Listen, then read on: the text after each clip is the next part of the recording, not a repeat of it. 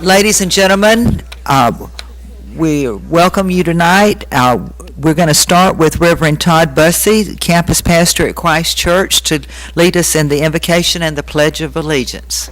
If you'll stand. Father in heaven, we pause in this moment to acknowledge you, just to recognize you, Father, as the giver of all good gifts in our life. And we want to express appreciation to you and know that all things come under your provision and care. We're so grateful. And Father, we thank you for this evening and the opportunity that we have to gather together to be able to talk about important matters that relate to our children. We thank you for the leaders that are present here. And we would pray, Father, for them, what you say in your scripture you'll give freely and without judgment, and that's wisdom. Give them the wisdom and discernment to guide us and to direct us and to make the sort of decisions that will positively impact our children, the better of the decisions that they have to face today. And Father, in the course of conversations, we know that things can get very passionate because the matters that we discuss are important. And so we pray a little bit of your fruit of your Spirit as well, for the peace and patience and kindness and understanding, recognizing that we're all seeking to accomplish the common good here. So grant a universal sense of understanding that we're working together. May you bless our time, and may you just be honored through how we express ourselves today. We pray in the name of Jesus. Amen. Will you join with me in the pledge? I pledge allegiance to the flag of the United States of America and to the republic for which it stands, one nation, under God, indivisible, with liberty and justice for all.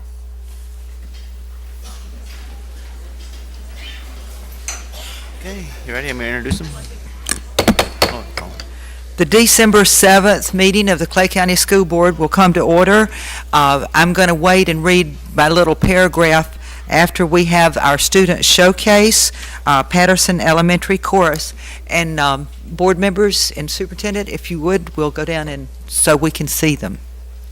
And thank you. Through the chair, this evening, the Patterson Elementary School Chorus will be led by music teacher Pam Nolte.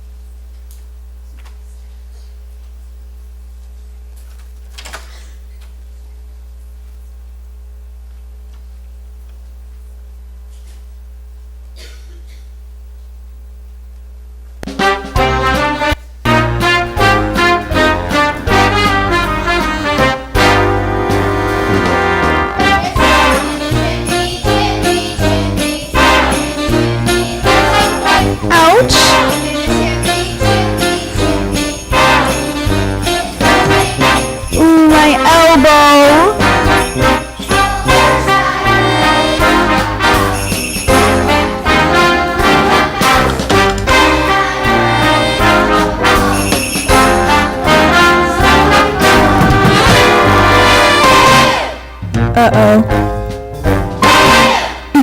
Squeak, squeak. Just us mice in here. Mice.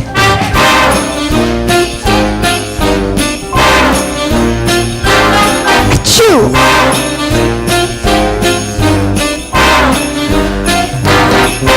I'm getting too old for this.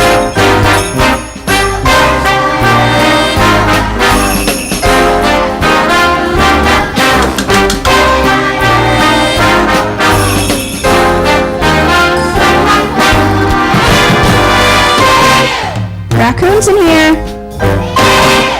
Armadillos. Land shark? No.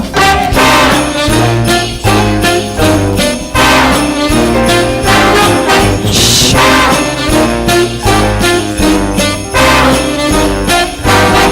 Wrong. Whatever. Oh, come on. Give me a break. I am trying to work in here.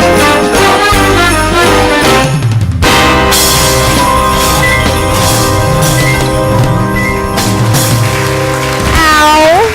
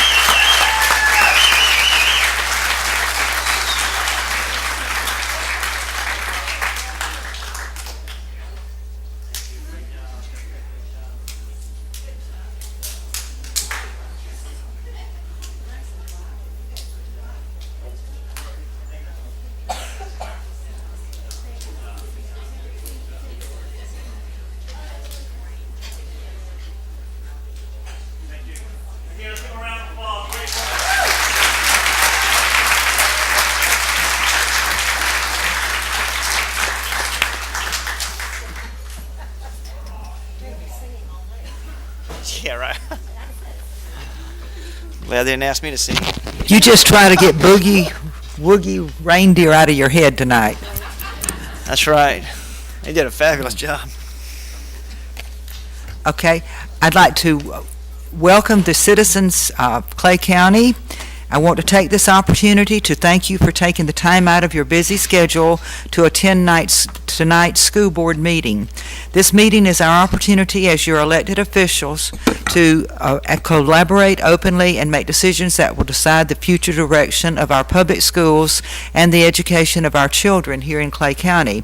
If you wish to address the board, there will be an opportunity to speak for 3 minutes. Please fill out a card, which you will find located in the back of the room, indicating the specific item number or topic you wish to speak about, and turn it in promptly. No additional cards will be accepted once the board moves to the public comment sections under presentations from the audience. Your participation is welcomed and appreciated. Just a minute, my computer cut off. Okay. Next, we have recognitions and awards. Bullying Prevention Public Service Announcement Video winners, Mr. McCauley and Sherry Luter. Shelley. I thought you hire somebody new then. To the board chair and the board, we are very honored and excited to be here tonight to sort of recognize something that kids are getting involved with and standing up for in their buildings to make an awesome culture and climate within their schools. So I get the honor of turning this over to Shelley Luter, who ran this whole thing, and she will share with us who won and what that was all about. Well, first off, I wanted to thank Mr. Davis and Mr. McCauley, because you guys gave me the best job in Clay County, and I genuinely mean that. This evening, unfortunately, none of my elementary winners were able to make it, but I did want to go ahead and recognize the schools. That was Oakleaf Village Elementary and Lakeside Elementary were our big winners for that category. And then for our secondary winners, we had quite the sweep, with Oakleaf Junior High taking 3rd, 2nd, and 1st. Oh, my goodness.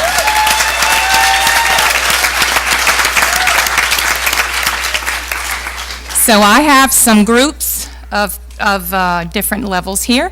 For our 3rd place winners, I have Kylie Heichel, Michaela Summers, Rebecca Hudson, and Caitlin Ramp. And they're staying close to me because they're following directions very well. I told them to stand, smile, and clump. So you guys smile good.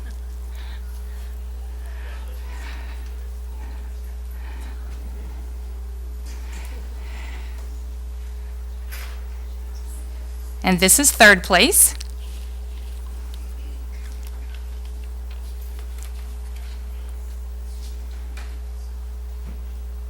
Okay, next, ready?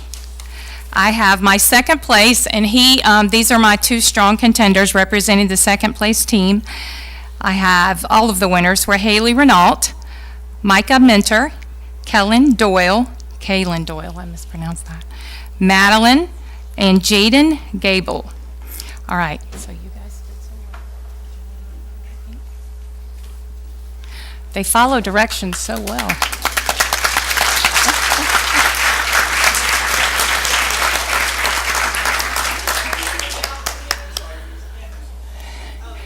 And all righty, my 1st place winners.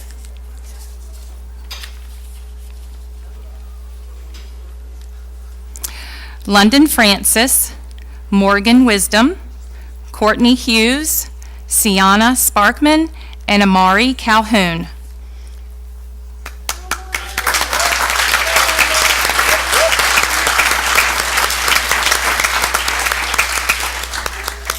Yay. Okay, that's it. I will share with the audience that these videos are linked to the board agenda items, so please, I hope you get a chance to go online and watch their videos. And I will also just point out that because Oakleaf Junior High School took all 3 of the secondary levels, this is a call out to the rest of the secondary schools in this district that next year we expect to see other winners at least competing. So.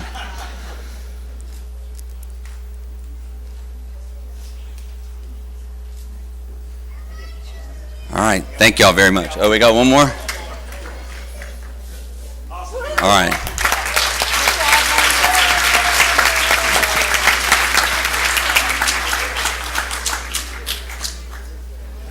So we'll ask the superintendent and the board chair to hang tight.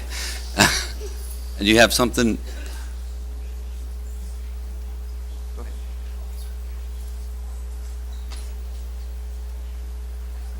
Okay, good evening. Terry Connor, Chief of Secondary Education. It's my proud honor tonight to recognize some alumni of Clay County who have really gone above and beyond and donated thousands of dollars, about $25,000 plus to be exact. And if I could have Principal Anderson from Orange Park High, Mr. Jay Adair from Petticoat Schmidt Civil Contractors, if you guys will stand right there. Orange Park is happy that one of its graduates is giving back to help the athletes have a better place to play on our baseball grounds. Actually, over the years, the infield has accumulated a lot of clay. And through those years, it actually has created somewhat of a safety hazard where the infield and outfield developed a great drop-off right there that caused, actually from looking in the dugout, if you were a coach sitting in the dugout or a student sitting in the dugout, you couldn't see the bottom half of the players from their knees down out in the outfield due to this hazard. And Petticoat Schmidt saw this as a problem that they could provide a solution to and donated countless hours, a lot of money, and a lot of manpower to help out Orange Park's baseball field. They took over 60 loads of clay off of that field, graded it out, all of this pro bono, just donated their services, and it's such a testimony to what we create as products, the great citizens we create here in Clay County, how they are giving back, and we are so thankful for the work that Petticoat Schmidt. Tonight we have Jay Adair from Petticoat Schmidt representing. We also want to give thanks to Ryan Schmidt, who is the president of Petticoat Schmidt Civil Contractors. And we just want to give you a big round of applause and a thank you for all of your services. Thank you so much.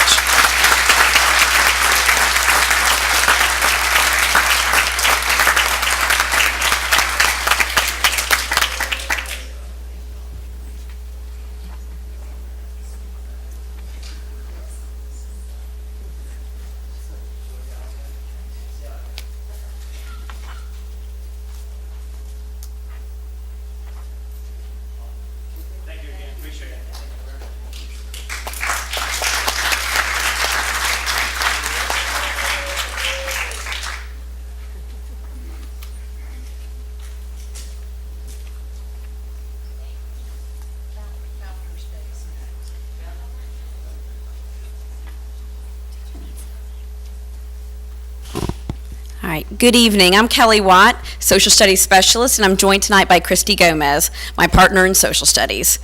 Each year, we set aside 1 week in September to honor the role that our founding fathers and founding documents have played in creating our American society. This is known as Founders Week. During this special week, you'll find our students engaged in activities that teach them more about our Declaration of Independence, the Constitution, and the men and women who fought for our freedoms. Each year, Founders Week is celebrated with a different theme.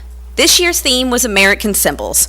Our elementary schools had the opportunity to participate in a district-wide contest where they were asked to describe and illustrate the symbol that they think best represents America. With an art teacher now in every elementary school, we saw great participation and highly talented illustrations. Tonight, I hope you can join me in honoring the Founders Week Art Contest winners for 2017 in grades kindergarten through 5th. Their artwork is currently displayed in the case on the back wall for all to enjoy. I hope you'll have a chance to see it before you leave. If you are a Founders Week Art Contest winner, please join us up here so we can properly recognize you.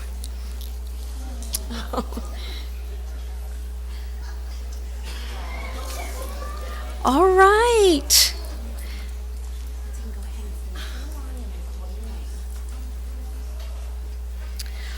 All right, we are going to start off with kindergarten, in the kindergarten category, Allison Willis from Clay Hill Elementary, who said that the symbol that best represents America is a flag and hearts because I love my country.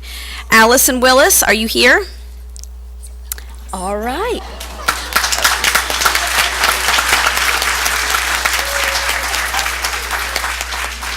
All right, first grade is Addison Taylor from Argyle Elementary, who said the symbol that best represents America is a Statue of Liberty because she stands tall.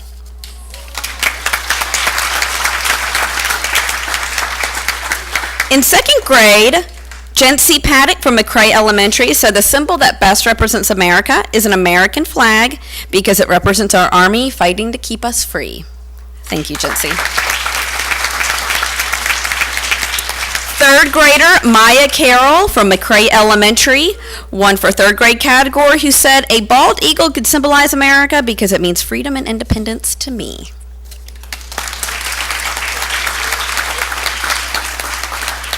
For fourth grade, Isabella Thomas, representing Shadow Lawn Elementary, said all things in America could symbolize America because it represents us.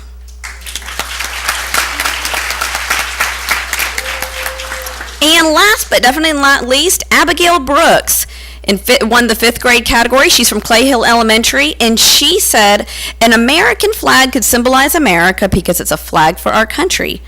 We should all respect and love this powerful symbol. The heart is for love, the fire wings for power, and the halo for respect. And she added a note that said, this illustration is dedicated to the victims of the Las Vegas shooting.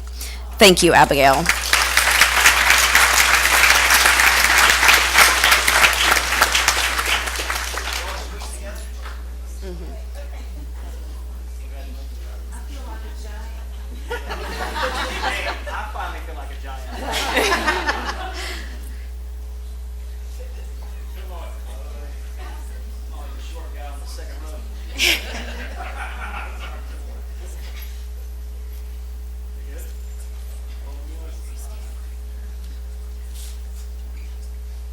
All right, thank you. Let's give them one more round of applause.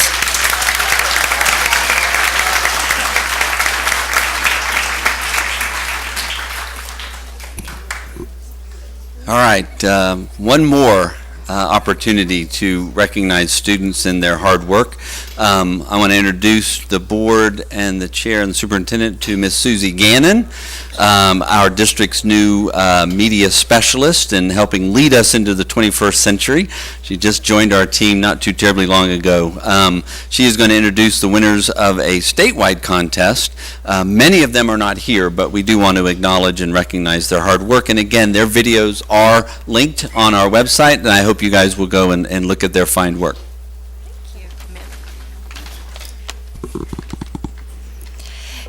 The Jim Harbin Media Festival was created in honor of Jim Harbin, a former consultant with the Florida Department of Education, who originated the idea of a statewide media festival to recognize the excellent work being done across the state by Florida and students of media producers. The Jim Harbin Student Media Festival encourages students of FAME members to communicate through media production and to recognize and reward outstanding presentations. These talented student producers were honored for their outstanding meeting productions at the award ceremony in October. Tonight, we formally congratulate our state award winners. As your name is called, please come forward. In grades K through 2, first place book trailer, The Pet War, Coppergate, Mia Petrowski, and Nate Camcross, Kim Miskalski sponsor. Second place, comedy, The EJ Show, Argyle, Jocelyn Fusanato, Emma Rivera, and Court Suarez. Sponsor is Jessica Ayers. Third place, documentary, first grade book reports, Patterson, Mackenzie Chicketts, Lucas Pham, Cooper Blackwood, sponsored Linda Marlowe. Grades 3 through 5 winners. First place, book trailer, The Worm Whisperer, Coppergate, Lauren Hughes and Alan Trump, Kim Miskalski, sponsor.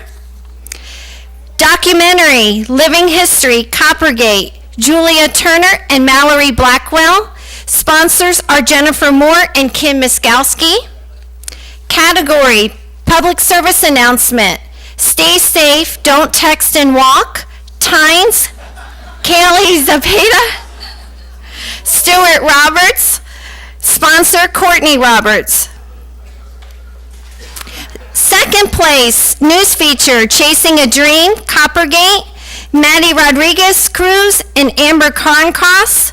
Sponsor, Kim Miskowski. News show, Poe News, Plantation Oaks, Delia Edwards, Alanis Davila, Gracelyn Wemple, Mackenzie Jacob. Sponsor, Matt Snow. Grades 6 through 8, book trailer, The Hunger Games, Fleming Island Elementary, Lane Barlow, Riley Thornberry, and Mackenzie Queen. Comedy, The Golden Years, Oakleaf Junior High, Kiana and Kayla Jabbar Ansari. Sponsor is Wendy West. Music video, Closer, Oakleaf Junior, Haley Renault. Sponsor, Miss Wendy West. Documentary, Russian Tortoise, Oakleaf Junior. Students are Jonathan Vasquez. The sponsor is Miss Wendy West. Instructional video, How to Make a Cupcake Bouquet, Coppergate, Deshani Hetratanshi and Lucia Flores. Kim Miskowski, sponsor. Public service video, A Ripple of Hope, Coppergate, Deshani Hachachari, Lucia Flores, Kim Miskowski, sponsor. Grades 9 through 12. Second place winners are Animation, Trash Talk, Middleburg High, Faith Chester, Makia Estelle, Tyler Braswell, Haley Kegley, and Peyton Lanou. Kim Lanou, sponsor. Instructional, How to Make Buffalo Chicken Dip, Middleburg High, Cameron Lanou, Kendall Meeks, Allison Wall. Sponsor, Kim Lanou. If we have anyone in this category, please come ahead. There are 25 of them. But it's the music video, They Play Us. Kim Lanou, sponsor. Middleburg High School. News show, 11/16/16 News Kendall, Middleburg High. Diamond Knight, Jillian Bemis, Peyton Lanou, Carrie Kersey, Tony Hughes, Emily Kilpatrick, Brent Manny, Blake Fox, Josie Bailey. Sponsor, Kim Lanou. Public service video, Pics Don't Equal Love, Middleburg High. Sponsor, Kim Lanou. Third place, comedy, Practice Makes Perfect, Ridgeview High, Austin Kittle, and Leighton Bloom. Sponsor, John Sugamato. And those are our winners, our state winners.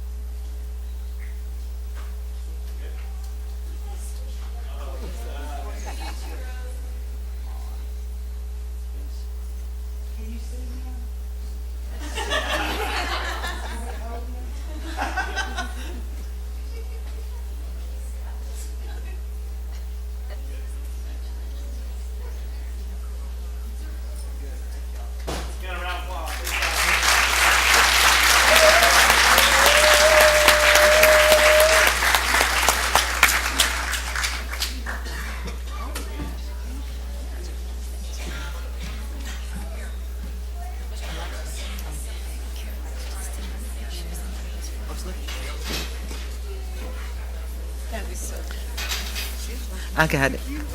I got it.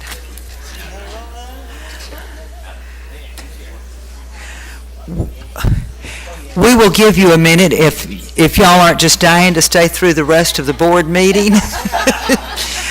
And tomorrow's a school day. We understand.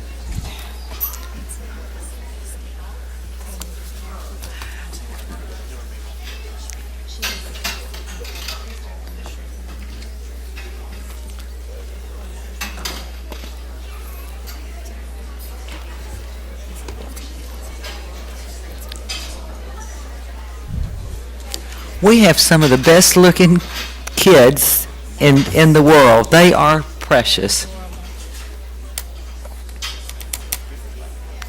Oh, dear.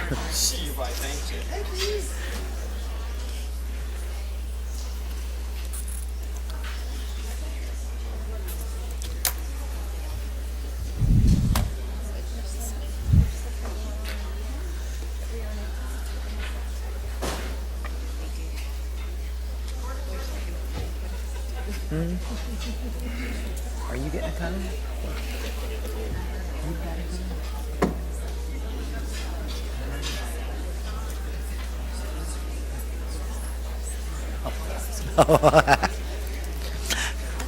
Okay, we have no presenters tonight. Next is the school showcase, McRae Elementary School, Tammy Winkler, principal.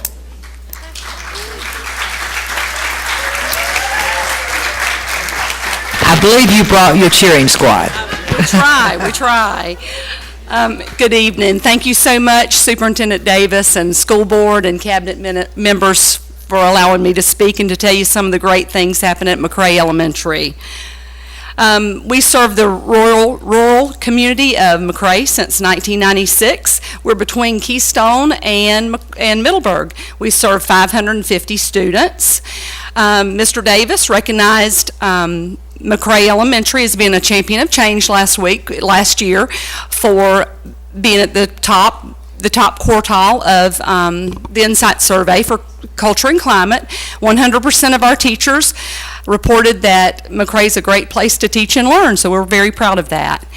The Intel math training is some of the most powerful, rigorous math training for teachers, and we're proud to announce that we have a member of every one of our math teams serving that has received that training, and we're going to have more go in the spring and summer. Our goal is to have 100% of our math teachers Intel trained. And during the instructional rounds, the teams found that our classrooms were warm and welcoming and that we have implemented small group instruction. Dr. Stallman has challenged all of us to increase our science proficiency, and I can report to you that we have 3 teachers that are completely on board with that. They are committed to improving instruction. All of our units of study begin with an investigation, and it's increased our motivation and student engagement. Some more strengths of McRae. We are a Eureka K-6 school. I don't know how many schools in the county can say that, but McRae can say that. And our teachers love this program. The kids enjoy working like that. And we feel like that they're building conceptual development for our kids. We're not just solving math problems. They really understand what they're doing. We're in the 3rd year of implementation of SIPs. K through 3rd grade, 100% of our kids receive that phonics instruction in a differentiated environment. So we push our kids that are ready to go, and we give our kids the extra support that they need. Leveled LOI, we love LOI, and we're using it to support our struggling readers. We have 128 students receiving treatment, and next week we're so excited. We're going to reassess to check for mastery, to check for growth. We're going to celebrate those gains, and we're going to use that data to reform our groups to meet the needs of our kids.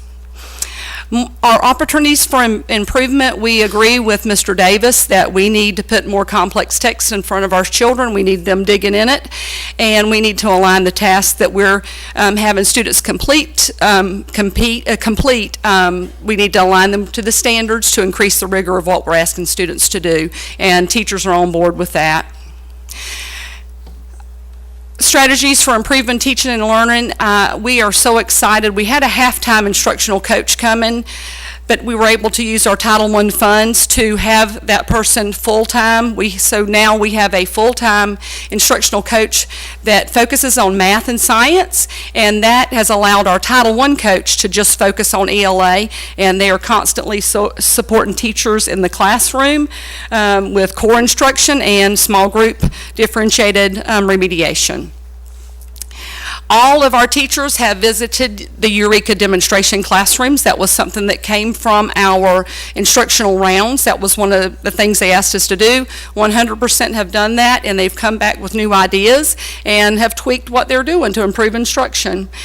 Every district curriculum specialist has supported instruction at McRae. They have worked to build trusting relationships with the teachers. The teachers have enjoyed working with them.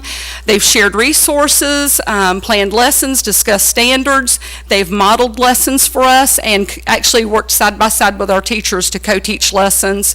They've been a part of a debrief to allow us to be reflective about our practice. Next steps, as I've already said, we're going to continue to give our kids complex texts to dig into. We're going to match the learning activities our kids complete with the standards so that the work is more rigorous, and our students are going to continue to cite evidence and explain their strategies and reasoning in detail. We're excited that McRae was chosen for a PITSCO lab. That is a science lab that our teachers will be trained in facilitating missions. I know our kids are going to be real excited to hear those words, complete missions. So they're going to complete investigations to master standards. That's coming soon to McRae. Students are taking ownership of their learning. They worked at the beginning of this school year to create their classroom norms. They're setting personal goals and monitoring their goals, monitoring their progress toward those goals, and they have conversations often with their teachers just discussing what their strengths are and what they need to work on and how they're going to get there. Students are involved in extracurricular activities. We have K-Kids, Striders, Bible Club. We're blessed to have Gadara Baptist Church right across the street. So every Tuesday they walk over. There's 70 of them that walk over for Bible Club. We have Safety Patrol, and our guidance, our gifted teacher will lead our math robotics to buy books to reward children for meeting reading goals. We had over 200, we have 500 kids. We had over 200 dads come out for our Walk Your Child to Class Day. It was lots of fun. Our science coach, our math and science coach, gave simple little science experiments that dads could complete with their children at home to include our families in our learning goals and our school improvement goals.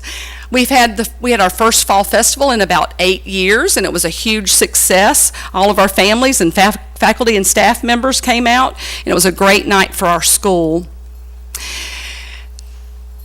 I don't know if you watched the Jaguar game Sunday, but if you saw all those yellow t-shirts, McRae was the first school to arrive on the scene, so I just love that I can imagine being a kid from McRae. Lots of kids don't have that opportunity, but 70 kids from McRae attended the Jaguar game Sunday.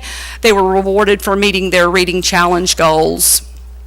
As you can tell, teachers are working really, really hard at McRae, doing great things in our classroom for our students. They're dedicated to meeting the needs of students. We have the nicest kids attend McRae Elementary. They have the best manners, they're respectful. If you're here from McRae, will you stand up just real quickly? McRae Elementary.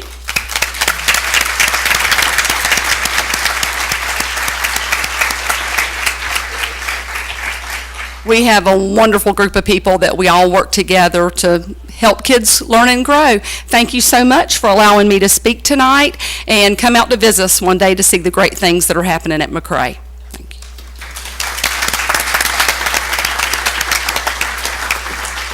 Thank you so much. We have no scheduled citizens' request, and this is the last call for comment cards. Is there anyone who wishes to turn in a card to speak for 3 minutes who hasn't done so? Okay. Next, we will have our presentations from the audience. This is the public comment. Each of the speakers will be allowed 3 minutes to speak, and there's a little timer up here, and I would appreciate it when your red light comes on if you would finish your sentence quickly. Thank you. Okay, first we have Priscilla Keene.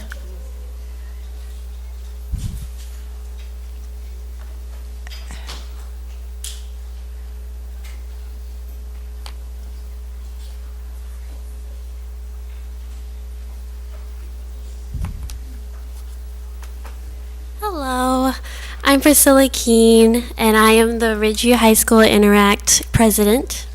I'm Tiffany Eby. I'm the Ridgeview High School Vice President of Interact Club. And we're basically here because we wanted to let y'all know and kind of get exposure that we're hosting a volunteer opportunity in January 20th, and it's going to be from 9 a.m. to 1, and you will earn 8 hours of community service, and it's basically with Rise Against Hunger, and you basically package meals for people in need, and they Rise Against Hunger will send out those meals to the people in need, basically. And I just wanted to get exposure and just let y'all know, and if anybody from any other schools wanted to come, and it'll be in the cafeteria. Did you want to say anything? Okay. I last year went and came and talked about my own experience. I went to RILA, which was the Rotary Sunrise Club from Orange Park sent me there, and I don't know if y'all remember or not. Oh, okay. And I had a great time with my experience, and I think everybody from Clay County, adults and high schoolers, would enjoy it greatly. So, thank you. Thank you so much for coming.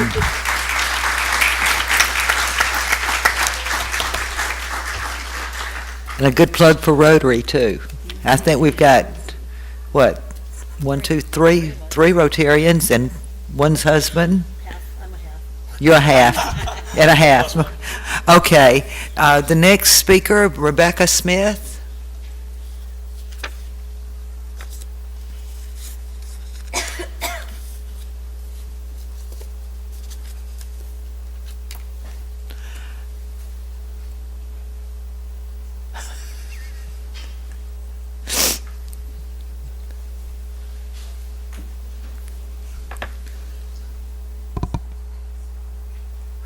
My name is Rebecca Smith, and my address is on file. Okay.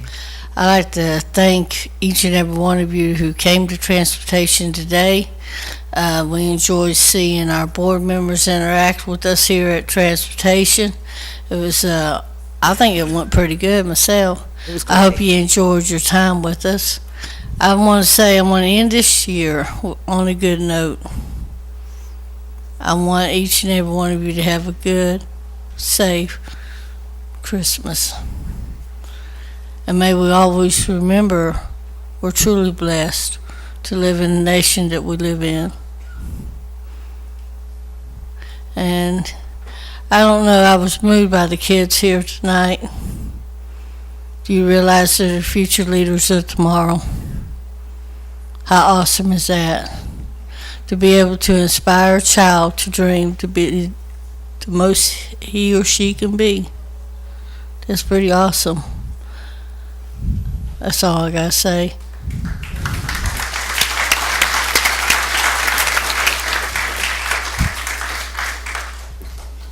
It was fun, Becky. We enjoyed that. And thank you for inviting all of us. The next speaker, Chris Trahan.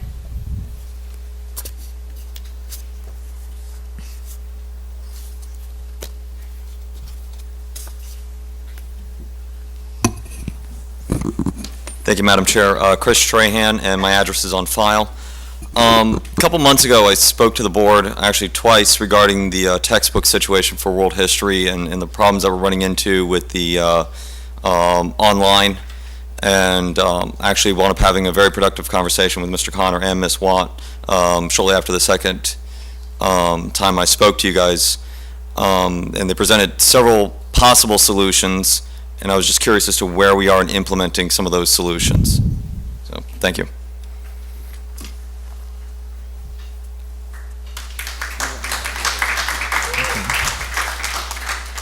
Okay. The next speaker, Suzanne Long.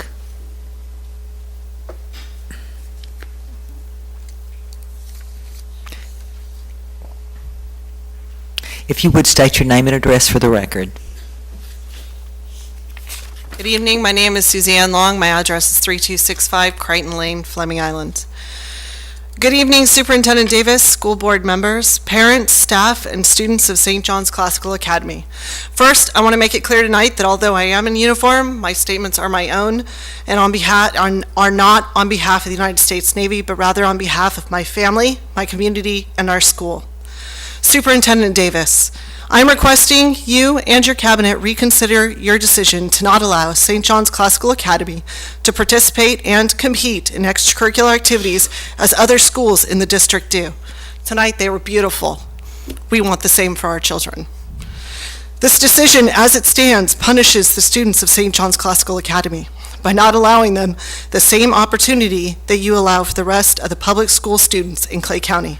This decision seems to have been made out of your personal bias against charter schools, even though they are public schools, and without consideration of Florida Statute 1002.20, Section 17, Charlie.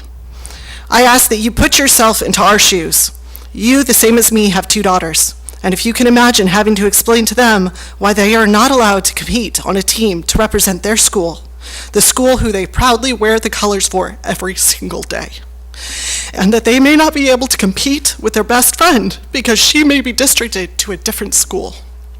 Based on your decision, I have to tell my little girls that they have to be part of a team and go to a school where they know no one.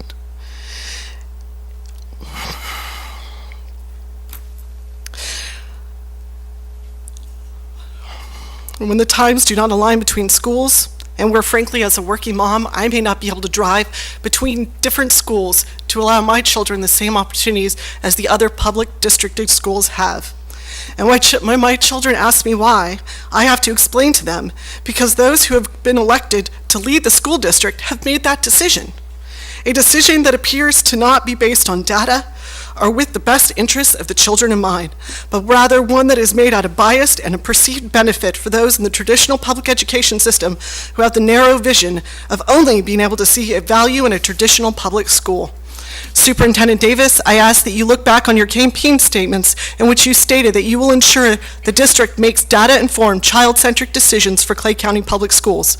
St. John's Classical Academy is one of these districted schools, despite your comments that it is not part of your district, since you lack complete control over the school. Furthermore, you stated you wanted to lead the district to realize its true potential, that you wanted to take bold action to ensure the schools and educators have the support they need to propel student learning. How does blocking extracurricular activities for our children at their enrolled school meet this promise? In fact, you faulted the former superintendent for the same type of non-child-centric decisions that you are now making with your current stance against charter schools within your district. I'm asking you to be the leader you stated you would be when you campaigned for this position, to make the fair decision, the ethical decision, the best decision for my children and for all the students of St. John's Classical Academy. Thank you for your time and consideration. The next speaker is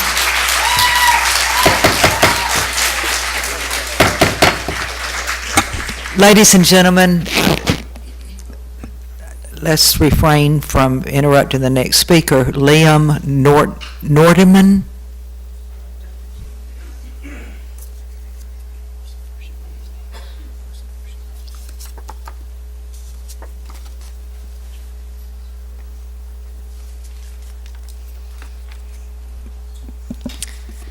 Hello, my name is Liam Nordeman, and I am a 4th grader at St. John's Classical Academy.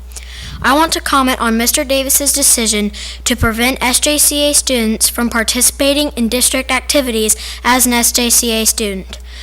And like my brother, I won my class spelling bee. But with the new rule, the school level is the final stop for our spelling bee. Win or lose, tomorrow is the final day for SJCA students. I'm really disappointed in this.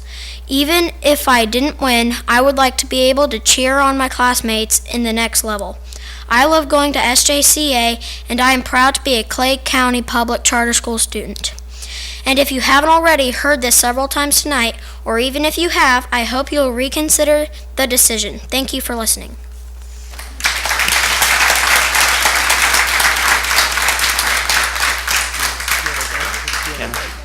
You want to wait till they all... Through the chair, I'm sorry, I don't mean to break momentum. Can I just have a minute to address If you'd Just- like. And I wasn't going to address those, because usually we don't, You wanna wait till they- the time is your time, and we want to disrespect it, but I want to address this.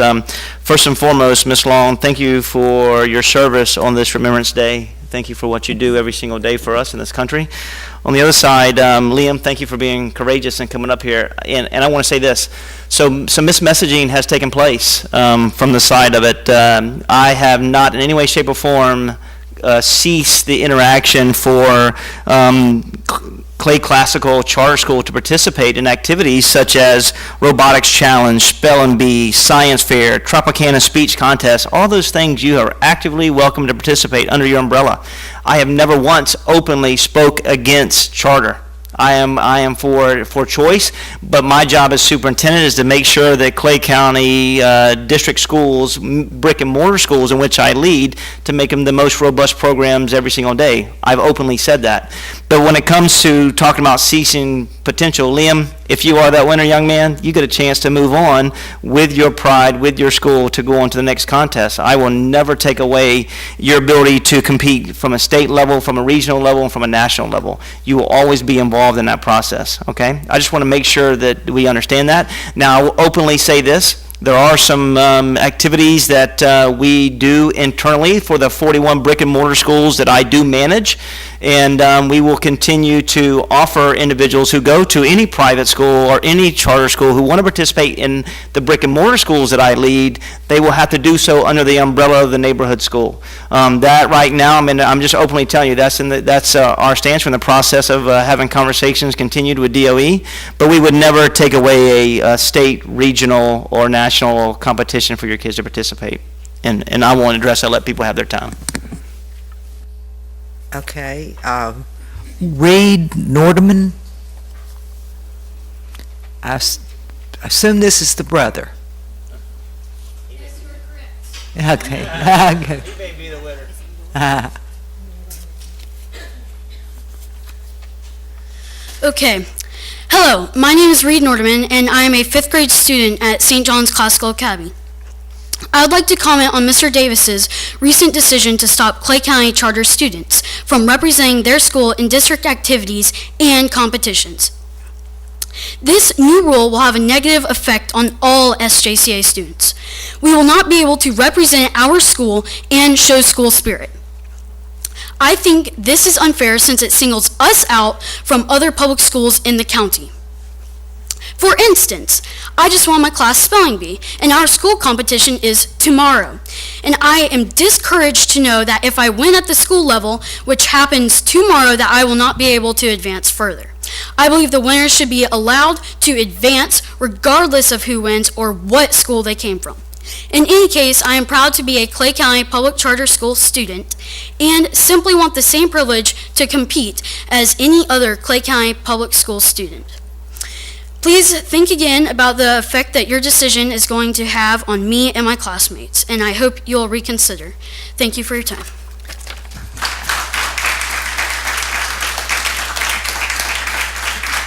And Reed, you will be able to participate in the spelling bee should you win tomorrow. Okay. Scott Nordeman.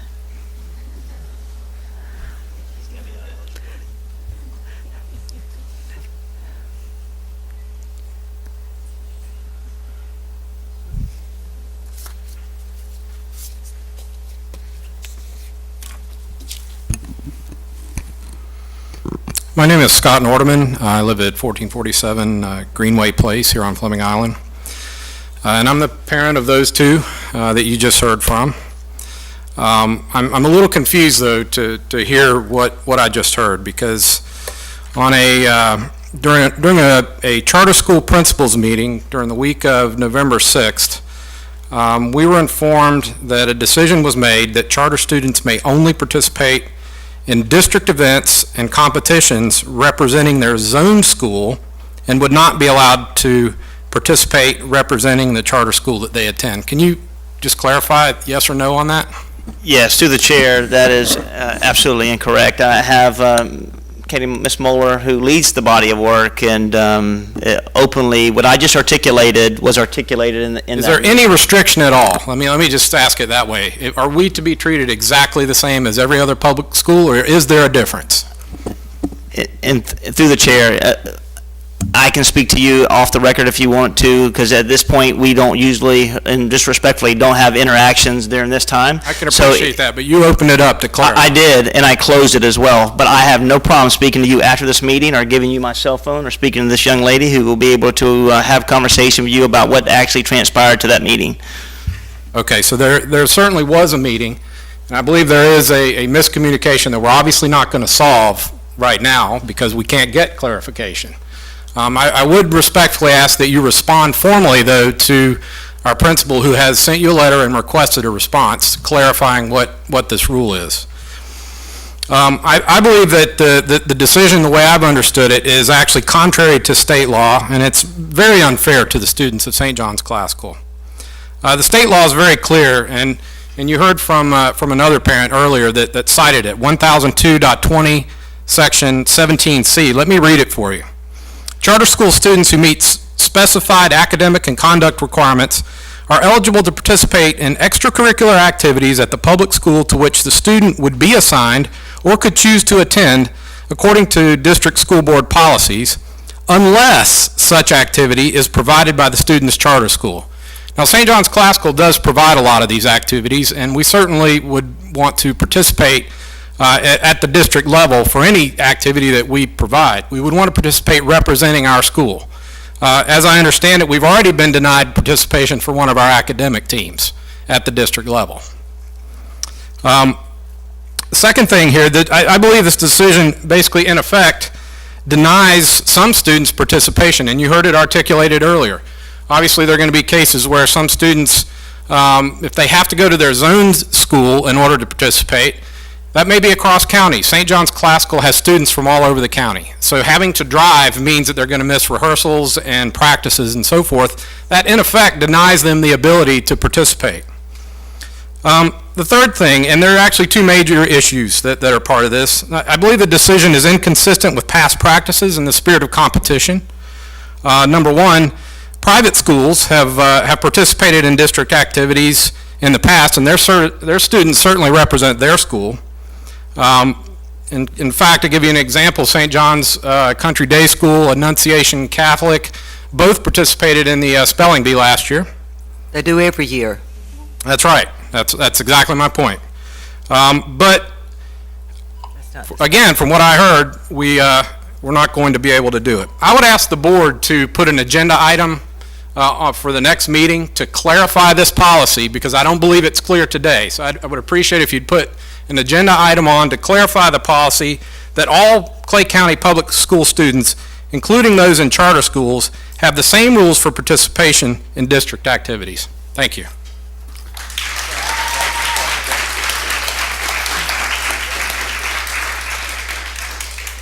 I don't know. Joe Rogish?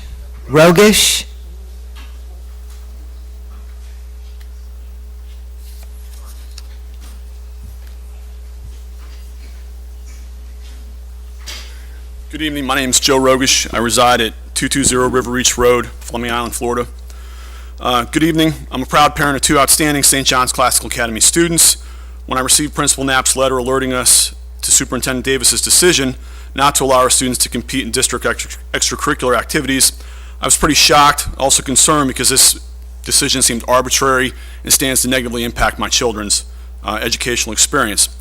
So I did what I do every day. I started to investigate. First, I looked at you, Superintendent Davis. I looked at your campaign promises and found them reflected in your official bio on oneclay.net. I saw that you believe in, quote, putting students' best interests in the heart of all decision-making, end quote. I just don't understand how blocking SJCA students from competing against other schools and extracurriculars is against those students' best interest. Next, I considered your motive. All right, all I could come up with is that you're a controlist who's afraid of competition. You want to be able to take credit for students' achievements. You don't want a public charter school making regular public schools look bad. You don't want talented students and involved parents, because you can't have a great school without involved parents, making regular public schools look bad. You believe that the public school monopoly on education is what's best for our kids. We think different. History's shown, Superintendent Davis, that monopolies give you two things: high prices and a lackluster product. So next I started talking to people, and I received information that you made this decision personally without consulting with the school board. And I also learned that you feel it's your job to recruit kids back from the charter schools into the brick and mortar public schools, which I'd like to point out, Classical Academy is a brick and mortar school. I think you're misusing that term. Then lastly, I examined the Florida state statutes that apply to this. You've already heard the one statute, but I'm going to go ahead and throw down subparagraph 18, Florida State Statute 1002.20, subparagraph 18, extracurricular activities. Subparagraph E, discrimination prohibited. Organizations that regulate or govern extracurricular activities of public schools shall not discriminate against any eligible student based on an educational choice of public, private, or home education. You, Superintendent Davis, are violating Florida law by discriminating against the St. John's Classical Academy students based on their parents' educational choice of a public charter school. I would encourage the school board to take action on this matter in the strongest terms possible. Thank you for your time.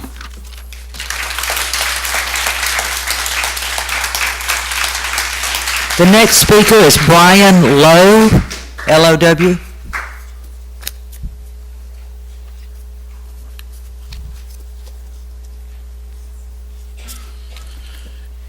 Good evening, Superintendent Davis and Clay County School Board. Tonight I come before you like... Would you state your address for the record, please? Not a problem. My address, 2728 Creekfront Drive, Green Cove Springs, Florida, 32043. Tonight I come before you to reconsider that decision, as you've heard all the parents here tonight. First of all, let me put it this to you. Clay County is growing daily, and we are a part of the 5th fastest growing city in the nation, Jacksonville. It is coming east. I understand Clay County School District sets policy in the public schools and determines how they are implemented. However, I feel that the charter schools are being misrepresented by the Clay County School District and are ultimately seen as taking away jobs, money from the district, irrespectively of their quality. St. John Classical Academy is a 5013 nonprofit status and is associated with 2 other successful charter schools in South Florida who are both A-rated. Approximately a year ago, I asked you, Mr. Davis, during your election, what was your priority? My job is to bring children back to the public school system. It is important to note that, irrespectively of your statement, the board chose to accept St. John's Classical Academy and Clay Charter Academy as a regular school within the district. The motivation at the time was to increase parents' choice in Clay County. Tonight, I feel the current decision only to allow charter schools to participate in events only with their zone school is based purely on the Clay County Education Association's pressure on the board. The CCA position has been previously noted on their blog site, which is now private when it used to be public, and stated that St. John's Classical Academy and any charter school were big mistakes as a part of outgoing Superintendent Van Zant, because it created loss of jobs, money, and resulted in lower school and district grades from the Florida Department of Education. Another blog site also stated Jack's Kids Matter said something the same. We as parents chose to have our children over public school. A charter school is nothing but a different kind of public school. Depriving our children of social activities just because it's apparently not the right kind of public school is because theoretically it takes away jobs are plain wrong and unfair and not based on any facts. Until politics are removed from our classrooms and the children will be the ones who will be deprived of excellent social and academic programs, whether public school or private or the charter system. With this said, I ask that for the children's sake to consider and to appeal the rest of the board here to set a policy that includes without limitation to allow charter school students and families to set the same opportunities as all other district schools, because St. John's Classical Academy and Clay Charter are Clay County public schools. The next speaker is Craig Wells.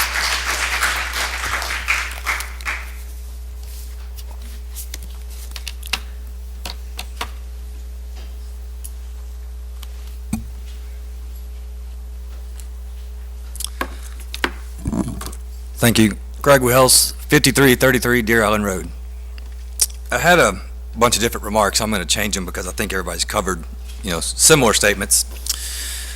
But I appreciate the attempt to clarify maybe a misunderstanding. I don't think it went far enough, and I think part of it was an attempt to maybe sidestep which is included, which is not included. It appears that maybe certain activities might be okay, maybe as an individual, certain team, maybe not. I think the statute is clear. I think that the superintendent has not followed state law, and I think it's our job as parents to call you out on that. So I'm going to go through a couple of notes I made, but I think Ms. Long said it best when we started off. Just, there's a lot of passionate pleas about this. Obviously, there's a great deal of confusion that came out of this principals meeting. There's a great deal of confusion, and we're asking the school board to clarify this. Simply, we just want the statute to be followed. Not selectively put personal bias and political bias into this. I saw these kids. How can you not watch these kids and smile? But yet, some kids are more equal than other kids, I guess. This school is a new school. I don't understand the distinction between brick and mortar. This is not an online academy. This is a real school. These things need to be afforded to these kids. And so what I'm going to ask of the board, and I don't know if procedurally it can be done tonight, is someone to make a motion to overrule Superintendent Davis and allow this to happen to these kids to be able to participate as their school and represent their school, not only individual but in team. And also take this a step further and inquire into this behavior and what looks to be a blatant disregard for Florida statute. Okay, thank you. Okay, that ends all of our speaker cards. Next, we have the adoption of the consent agenda. There were no items pulled. I'll entertain a motion. Move to approve. I'll second. Have a motion by Ms. Bola, a second by Ms. Condon. I'm having trouble with last names tonight. All those in favor indicate by saying aye. Aye. Aye. All opposed, say no.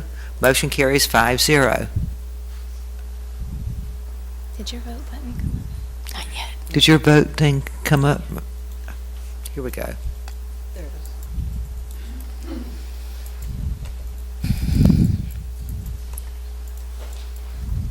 it is. Okay.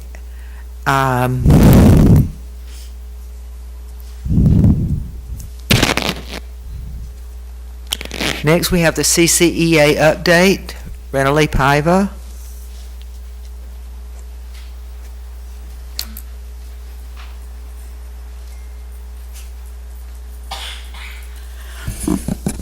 Good evening, Renali Paiva, President of the Clay County Education Association. Until tonight, I didn't even know that we had a controversy going on. So the CCEA's official speech tonight is Merry Christmas, Happy New Year, Happy Hanukkah, Happy Ramadan, Happy Kwanzaa. That was a Kwanzaa. And I hope you all enjoy your vacation. Thank you. Merry Christmas to you too. And next we have the CESPA update. Teresa Dixon. Is Teresa here tonight? Okay. Okay. Superintendent's update and presentations. Don't tell me you've got a movie. Yes, ma'am. Before I do my presentation this evening, I want to do two recognitions for Champions of Change. I'm going to go down here and speak to it, and then I'll go through the presentation for my statements this evening. You're on the clock. I'm on the clock. Go down here. Oh, here's it. Okay, so every year we have a chance to acknowledge and celebrate a principal that exhibits great behavior within this organization. And this is, we get to identify the principal of the year. At the same time, we get to identify an assistant principal of the year for our county. This year, we have the opportunity to acknowledge a leader that has been, as Principal of the Year, that has been in education for 25 years and has been in Clay County 10 years as a highly effective administrator and has done tremendous things to create and change the culture academically, socially, emotionally at Ridgeview Elementary School in the last 3 years. With her Mission Possible theme and her can-do attitude, they've done a lot of great work in this school. And as last year, if you paid attention to our academic movement, this school made the greatest gains within Clay County as they had 130-point gain on FSA last year in K-6. And that, you can clap for that because that is awesome work by this individual. This individual had, they had the highest gains in Clay County, moving from 406 points eligible to 540 and moving this school to an A school. This individual prides herself on improving teaching and learning. This individual has taken the lead with the work as we talk about STEAM initiatives, has dedicated her time and her energies through robotics, making certain that we have critical thinkers, problem solvers, coding, and truly have an opportunity for kids to participate in project-based learning. It is my honor tonight to introduce and acknowledge the Principal of the Year for Clay County. That is Miss Tracy McLaughlin.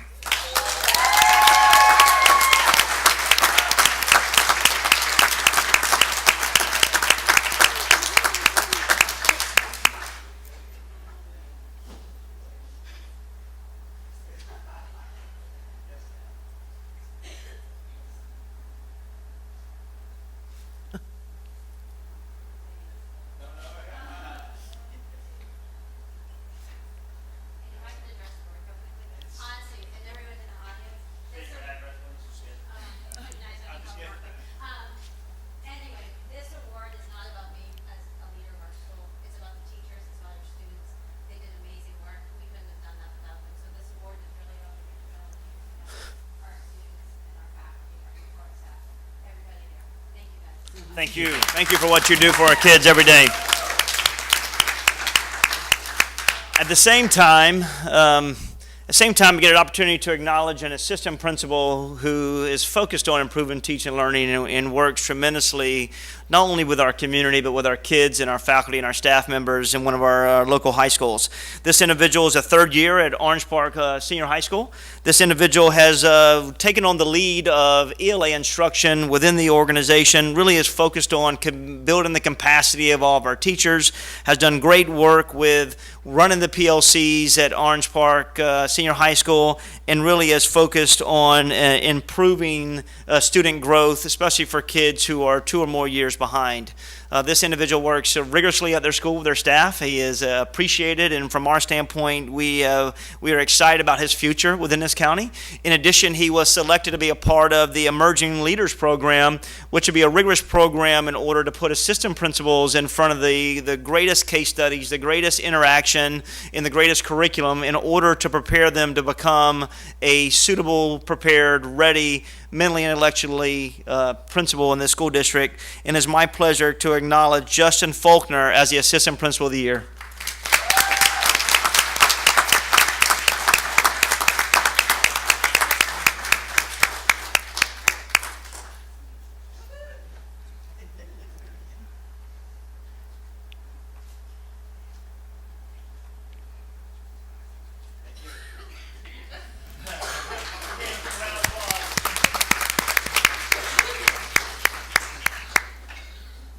And I want to thank Mr. Anderson for the work he's doing with building the capacity of our leaders in order for us to have a true, solid succession management plan. Before I go on this, tonight I just want to touch base on the State of the Schools address. Coming in January, I'm going to do a State of the School, and tonight I just wanted to introduce this concept to the board and also to the community and let you know about what our next steps will be and how this State of the School address will take place. As a leader, I know that my reflection and my evaluation doesn't come until every 4 years. and I hold myself accountable, and this is a way for me to demonstrate my accountability to the community and give a self-reflection of where we are in the last year, at the same time give a status of our school district in order for the community, our stakeholders and our board and our business partners and faith-based partners truly understand the direction where we were, where we are, and where we're going, so that we can begin to have open the dialogue for figuring out what's working, what's not, and what we can do differently within the school district. So let's see if I can turn this on. So tonight, the purpose of this presentation is to do a preview of the State of Schools address. We'll talk about the purpose, the important elements, the time and location, and projected outcomes that we expect from this State of the School initiative. This will ultimately be a year in review for us, and as I said, it's a way for us to reflect on our practice, a way for us to problem solve and decision make in order to grow and move this organizational forward. We will look at all of our accomplishments, and I've listed a couple of accomplishments that we will be able to speak to, but it will not be limited to this list. We'll look at our processes and our systems and processes that we've put in place in the last calendar year. We'll look at the curriculum side by side, our professional learning opportunities. We'll look at student achievement data from every facet and every angle. We'll look at the partnerships that the educational consultants that we may have partnered with and what type of impact and return on investment we've had with them. We've also will look at how we've developed our anchor academies and figure out the ultimate decision of whether or not they've been effective and what we're doing for industry certification. And then we'll look at our technology upgrades to figure out what we've done and how we've accomplished it. In addition to that, when we talk about accomplishments, we will always speak to areas of opportunity. We'll look at the social, emotional health. We believe that would be the next step for our school district to really define and not only work academically, but work to develop the whole child. We'll look at teacher and leadership academies, how we have been effective. Do we have a succession management plan? Do we have true professional learning opportunities? We'll look at how we can get better from a stakeholder, constituent, community involvement standpoint. And then we'll look at our strategic plan as we move forward, as we look to seek to develop it with me and the board in order for us to move forward as a collective unit with short-term and long-term goals for this organization. And then we'll look at internal choice programming. What are we offering? Is it attractive to the community? And what we can do in order to continue to increase enrollment within our school district.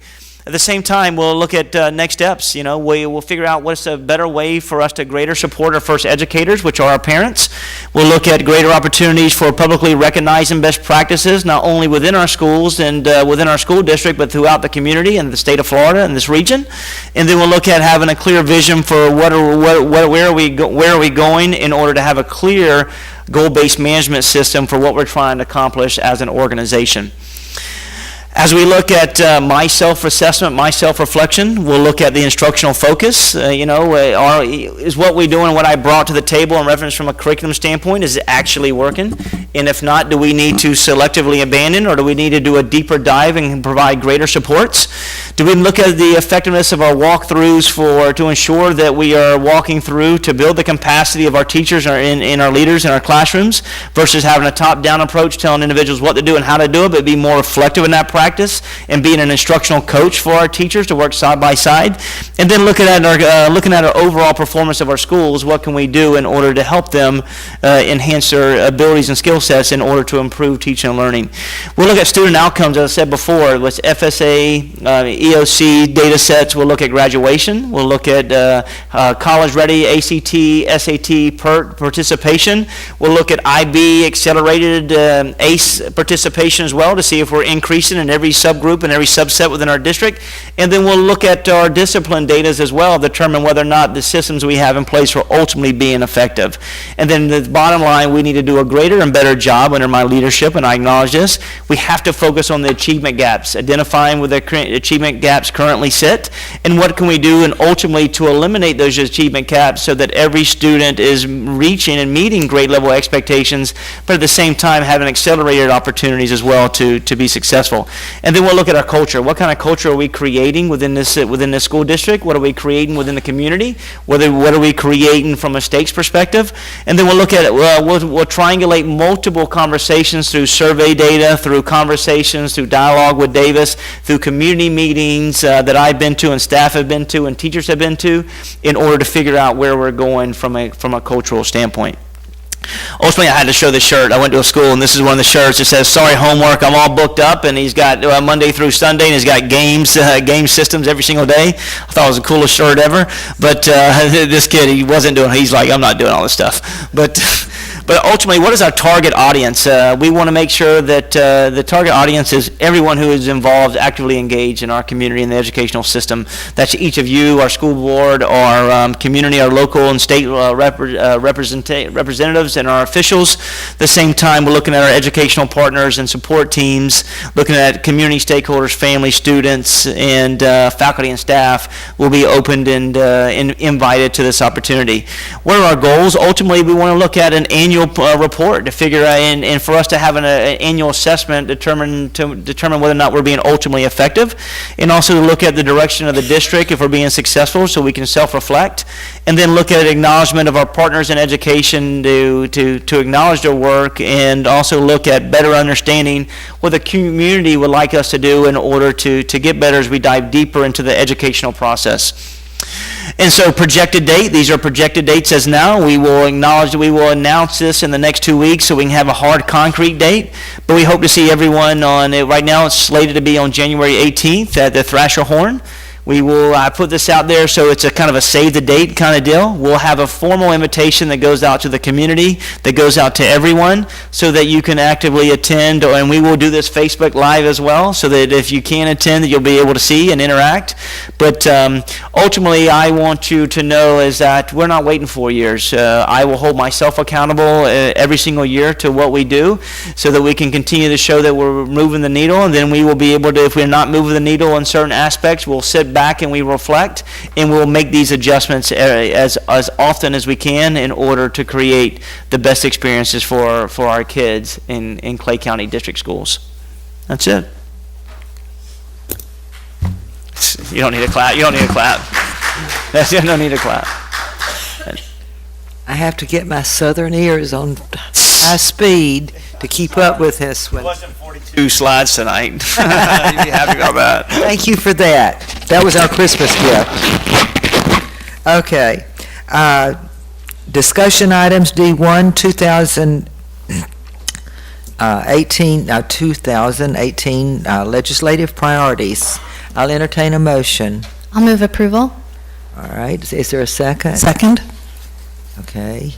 I just wanted to comment, I really like the format. I think it's concise and clear, and it's a good ask. Yeah. And the supporting documentation was very strong as well. Thank you. Very good, yeah. Okay. Any other discussion? Okay. All in favor, say aye. Aye. All opposed, say no. Motion carries 5-0. Next is Human Resources. I did. Okay. Gilhousen. Ms. Gilhousen made the motion and Ms. Bola seconded. And I guess we better vote. I did not vote. Just a minute. All right, I didn't vote on the computer.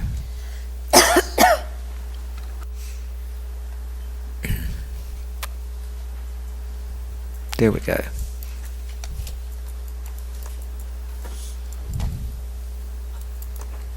Okay.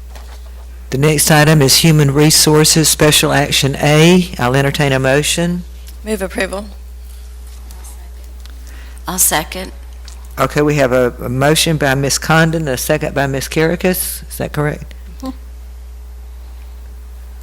No discussion on this. All in favor, say aye. Aye. Aye. All opposed, say no. Motion carries 5-0.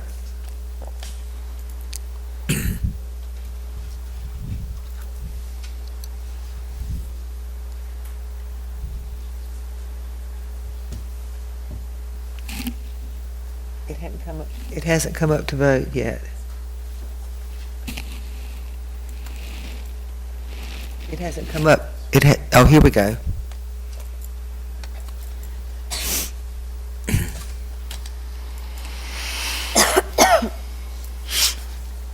Okay.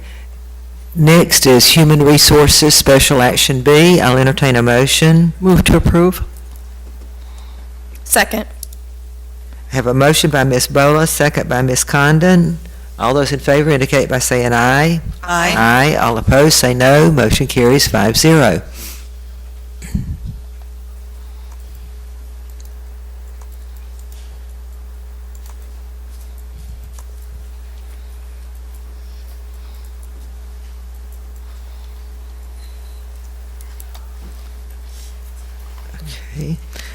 School Board Attorney remarks.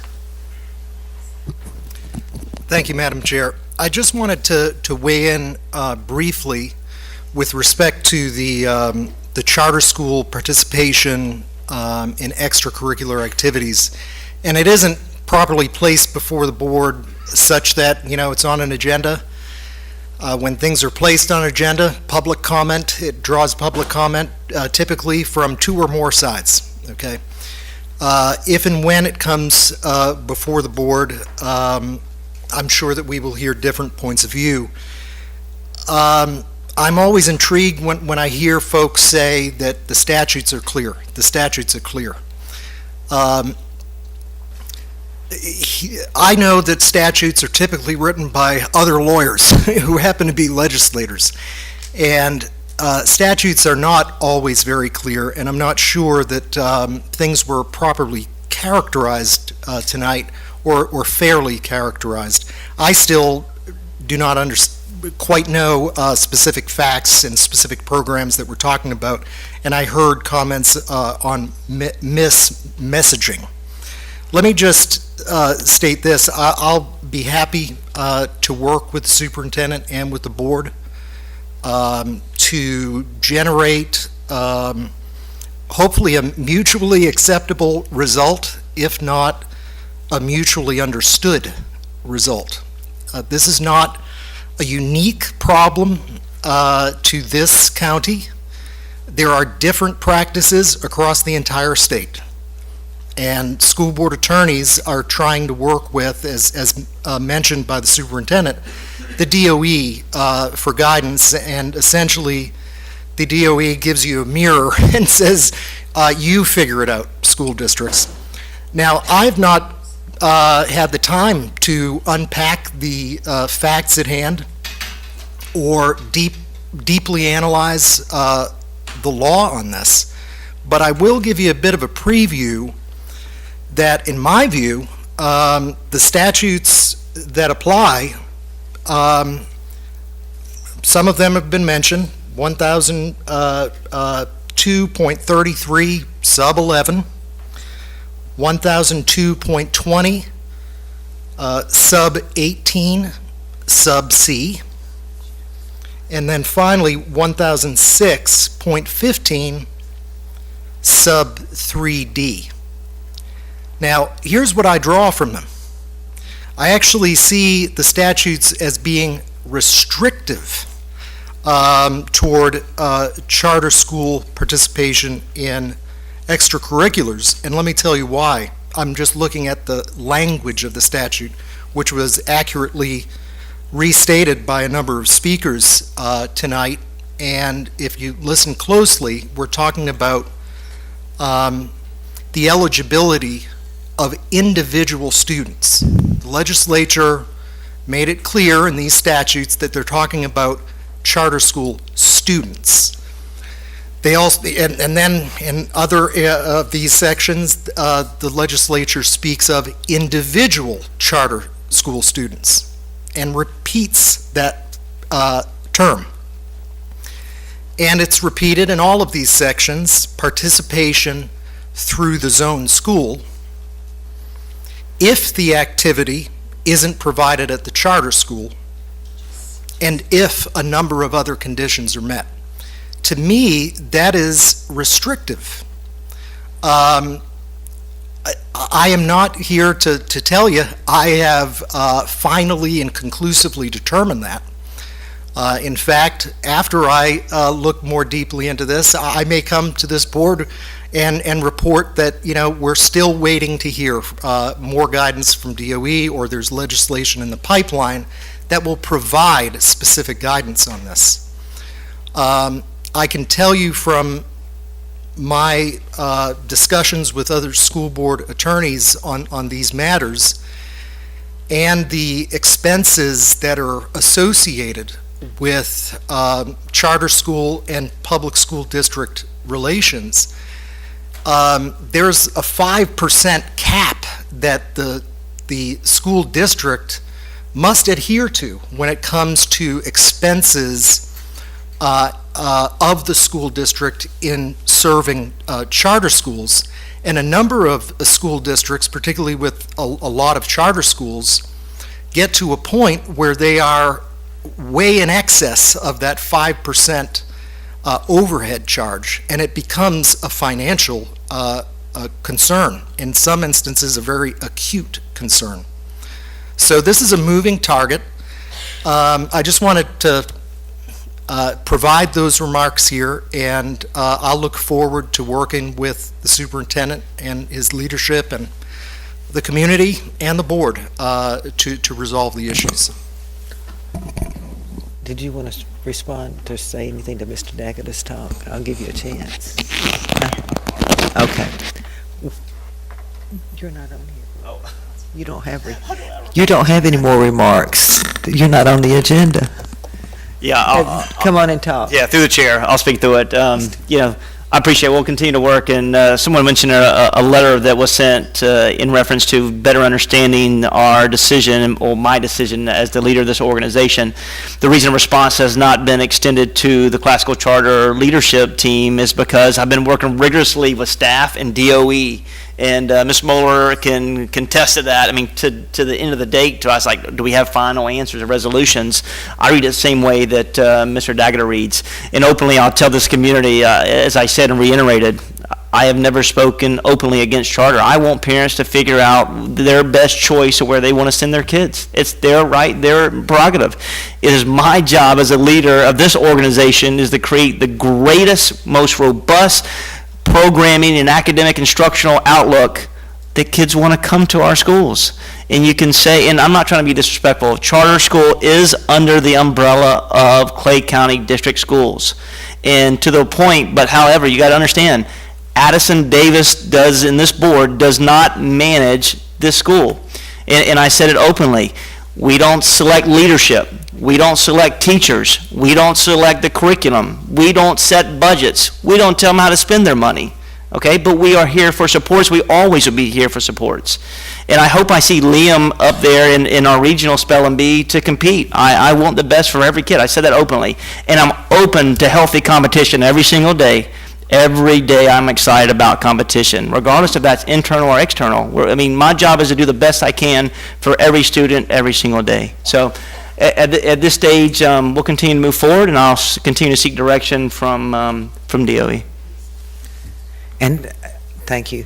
And Mr. Daggett, I know the board would appreciate your digging into this and really giving us and you have a connection with all of the school board attorneys throughout the state, and dig into this and give the board some. I can't see you for Mr. Daggett. It's a challenging layout here. Yeah, we would appreciate the board being made aware of what you find and from what you find from other school board attorneys. Absolutely, I'll make sure of that. Okay, thank you. What is he doing? You're going to bring some fun to this meeting. All right, go for it. Thank you. This is your last try. This is your last try. Next thing you know, he's going to be doing those. Oh yeah. No, it's got cupcakes. He made the. What do they call? They're called circus peanuts. I didn't know what he was talking about. He spoke of them at Rotary yesterday, or Tuesday when he spoke to our club. And so I went all over town and I found circus peanuts. I had to Google first to find out what they were. But they're those orange things with the marshmallow inside that's all... Oh. That's off track. Okay. School board member remarks. Now, last time I started with you. All right, Ms. Karakas. I'll go this way and then come back around.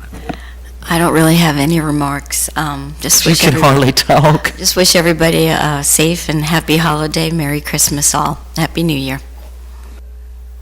Hope you feel better soon. Ms. Condon? Okay. I will start on a negative note and end on a positive note. So clearly I'm behind the curve because it was pretty obvious to me that some board members were aware of a lot more of what was going on with our speakers tonight than I was. You mean There- about the charter school? Yes. I didn't know anything was going on. I didn't have a clue. I heard one comment out in the audience tonight before we started the meeting, but otherwise, so I would like to request through the chair that the board be given, there were pieces of paper being held up and things like that. I would appreciate the board being given all documentation that's been provided to charters. If there were minutes taken at that principals meeting, I'd like to further understand. I would like to say that while we have all acknowledged that we are conducting the school board business in the public, it's not a public meeting, we have a public comment period. And I was embarrassed tonight because while we had speakers that were speaking to us at our podium that only get 3 minutes, there was whispering going on within up in this half of the room, and I think that's disrespectful. We've all agreed that we would listen to our speakers, whether we agree with them or not, whether they are pro what we are supporting or not, and I think we should challenge ourselves to be more respectful of that, even if we don't like what they're saying, or if they're saying something completely incorrect. It's not our time to speak. So I would appreciate that we do that. I do think that I would like to recognize, Mr. Davis, you made a comment toward it earlier, Pearl Harbor Remembrance Day is today. We thank all of our service members for their service. And I did enjoy, I think Miss Becky's still here. I really enjoyed the transportation Christmas party. This was the first year I had been invited. I guess I could have crashed it earlier, but I didn't know that it was going on. But I did enjoy that time, and so I appreciate that invitation. And it was nice to be able to speak to all of the employees who were there. And I would like to wish everyone a Merry Christmas and all the other holidays that go on over our long holiday break. And I would challenge you that my heart is heavy at times when we're celebrating, because I do know that there's a whole lot of our kids who are going to be alone all day at home when mom and dad have to work, and may not have enough to eat. So if you know of someone in that situation, if you can help out, even if you can just drop a quarter in that Salvation Army kettle, your heart will be warmed with the season of giving. And I appreciate serving this county and giving of my time to give back for our students. We got to see employees today and some of our students today, and what a joy that is. And so with that, I'll just say have a great holiday season. Mrs. Stutter, can I ask a question? Ms. Condon just requested documentation of a principals meeting. Mr. Davis, were you at that meeting? Through the chair, no, let me do two things. I think I'm confused. Could you explain to us? Yeah, so first and foremost, I'm going to tell you, I was guilty of asking Ms. Stutter the name of Mrs. Long and the name of Liam. So, I mean, I wanted to address them personally. So if I offended someone by me asking the names, that's kind of where I'm at. In reference to a principals meeting, we have a monthly principals meeting every month with charter schools so that we can stay on top and assist them with any process that we have. This meeting was through, you want to go ahead? You can go ahead out there. Katie Moeller drives our work through charters along with Karen McMillan. So I'll let Ms. Moeller speak. But we have monthly meetings to problem solve and assist and provide direction. Through the chair, we do not have monthly meetings with the charter schools. It's quarterly. Okay, sorry. And there was a quarterly meeting of 3 charter school principals with our charter school specialist. Okay, And excuse me. that's the reference that is being made. Through the chair, do you want to speak to what we cover, those kind of conversations? We have the agenda, and we'd be glad to share it with the entire board. Yeah. Be glad to. All right. Thank you. Okay, Ms. Gilhousen. Well, so I'm with you, Ms. Condon. I was aware of this as a parent of SJCA students. However, as a board member, I was never notified. I've never had a conversation with Mr. Davis about this either. I don't have any information any more than you do besides what I've received as a parent. It seems to me that there's a lot of, I don't think misunderstanding is the word. I think everybody understands where we all stand. I think the issue is that there's not clarity that's been provided to SJCA, but also I think the parents have made their stance pretty clear, but I don't think that we've made ours very clear. So if a board policy is what we need to do that, then I think that's something that is our responsibility as a board, to give parents a standard of expectation of what we're willing to provide. Now, I understand Mr. Daggett's concerns about the 5% cap, but I'm not real sure how that would affect us, seeing that we have 2 charter schools, and the competitions we're talking about, I don't know that they would necessarily incur an extra expense to the district to allow charter schools to compete. So I think that within your opinion, your legal opinion, I don't know if maybe we need to refer to Dr. Legutko, but to get a cost analysis on that and why we would be concerned that it would exceed the 5% cap. But ultimately, I think what I'm most disappointed in is that this conversation feels very us and them. And it shouldn't be that way. St. John's Classical Academy, Clay Charter Academy, they're part of us. We're one school district. And it makes my heart heavy that we have an entire school full of parents and children and teachers and administrators and support staff who feel like they've been picked on by the school district. And I think that at the very least we need to do a better job of communication and expressing our support for all of our schools and all of our students. On a lighter note, we've really been able to enjoy some great celebrations within the district at Christmas parties and holiday parties throughout the schools, and it's always a joy to do that with the children. I think that we all gleaned a lot from FSBA this last week, and it was a great team building time for us as a board and with the superintendent. So anyway, looking to better things, bigger and better things in the next school year, or in the next year. Ms. Bola. Thank you. I just wanted to do a quick update on the Clay County Education Foundation. The grant applications for teachers who are watching now or teachers who are in the audience, grant applications most likely will be coming out in December and January, the $500 grants. So if you have ideas of things that you would like to implement in your classrooms, by all means, fill out those applications.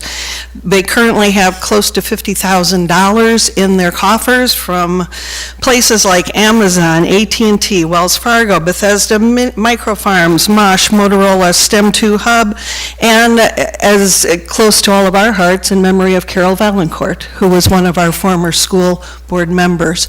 So as those come out, make sure you hit the deadline and apply. Last year we were able to award grants to, I believe, everyone who applied for a $500 grant, which is huge. I don't believe we'll be able to do that again this year if even more people apply, but they are gearing up for that and for the Teacher of the Year celebration that's coming up. Also, all of this, there's been a lot going on in November and just this first week of December, and I needed to do shout-outs. One of my first shout-outs is to the students at Miss Noble's class at Argyle Elementary. Thank you for inviting me to do Fun Friday with you. It was a blast, and anytime I can get into a classroom, whether it's to assist a teacher or read to the class or do whatever, you know I will be there with bells on. So please feel welcome to invite. And thank you to the following for opening up their doors and showing us around. I worked with Miss Ayers. I guess you had a principals meeting. You were talking about your monthly principals meeting. And I hit a couple of the schools on that day. So I was with the assistant principals, which was it was fun. They had the same enthusiasm that the principals had. Miss Ayers at SBJ, thank you very much, and once again, congratulations on your 50th anniversary celebration to SBJ. Also at Patterson Elementary, Miss Van took me around. It was a hoot. We had a blast and got to meet all sorts of teachers and watch what the children were doing. Lots of concerts in the last month, the Veterans Day concert at St. John's Classical Academy, and the day and the celebration was fun. Thank you for inviting me, and it was really cool going around and meeting lots of students at their classrooms. That was a very interesting tour with your principal, so thank you. Also, Doctors, Inlet Elementary, and concerts at Argyle Elementary, Tyne, St. John's Classical, Oak Leaf Village, and Christmas concerts at Oak Leaf Junior High School coming up again Friday night. And also tonight, I'm sorry I missed the Ridgeview High School concert, but those invitations are very much appreciated, and thank you. I think I've covered them all. I said they would be shout-outs, and I tried to get as many shout-outs there as I possibly could. I'm sorry I was not able to be at the community meeting Tuesday night at Discovery Oaks Elementary. I did watch the video, and if anyone has not seen that video, it's available on YouTube. Interesting comments, interesting suggestions, a catwalk and things of that nature. I was like, whoa. That's too bad. But it was, I mean, it really was thinking outside the box, and I thought it's awesome that the community gets as involved as they do, and it's wonderful. And any comments, questions before that vote comes up, I believe in January you mentioned, it would be very welcomed as well. And as Ms. Paiva said, I had them listed. I missed Happy Ramadan. I had the Kwanzaa, the Hanukkah. Hanukkah, I believe, comes first. Anyway, but Merry Christmas to all of you and Happy Holidays with whatever you celebrate. Thank you. I'm sorry, can I add one more thing before? Absolutely. I'm sorry. I did want to ask, I know I mentioned my interest in a potential policy review about charter schools and how we handle competition. Is that something that you as a board are interested in taking up? Ms. Gilhousen, I think it would be premature right now. I think the first thing for us to do is let Mr. D'Agata and I just wanted to let the public know where we are on that so that we're not... I don't think we need to put it in the policy. First, we've got to make sure exactly what the law says before we think about policy. I think we'd be jumping the gun right now. Sure, So but we're just- taking up policy, I believe, in January. Is that correct? But we don't Board want to policy? create policy until we're sure what the state law says, because that No, trumps us. I understand that. I'm looking at the timeline and wondering where you guys would fall on looking at it. I mean, if we're taking up our, the first section of our policy that deals with board rule, I don't know where in our policy handbook something like this would fall, I guess is what I'm trying to. We'll Right. get it in the right section once we get to that point. I just think we've got to take a deep breath and let them do their work first. I And would then think it would just fall enjoy- under instructional. So if we're not at instructional yet, then it would not fall under that. Sorry, I've got a little, but I would say that we only need a policy if we're going to do something more stringent than state law, or if we feel like we haven't expressed something that we don't need.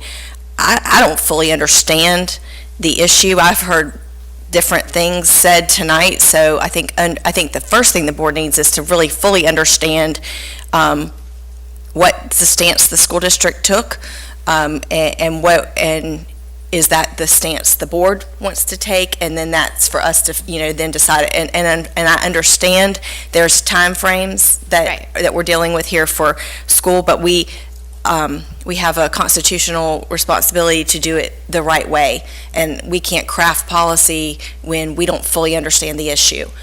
It is our policy to own, and I agree with that, and I think that we should, but we have to make sure that we're crafting policy that is what we want it to say, and we don't need to have a policy that isn't applicable. Mm-hmm. And that's what I fear if we rush it and try to get it on the January agenda. I understand that the January agenda review is next week, but that's not within the 7 days that the agenda has to be published. So in the event that this board feels like, I did want to say, Ms. Studdard, that I believe it was Mr. Wells had asked if we could act tonight, No. and the answer is no. We can only act, for the public's knowledge, we can only act in the event of an emergency situation. This doesn't qualify. That would be like in the event of a hurricane and we need to move a school to a different school or something like that. So I understand the urgency.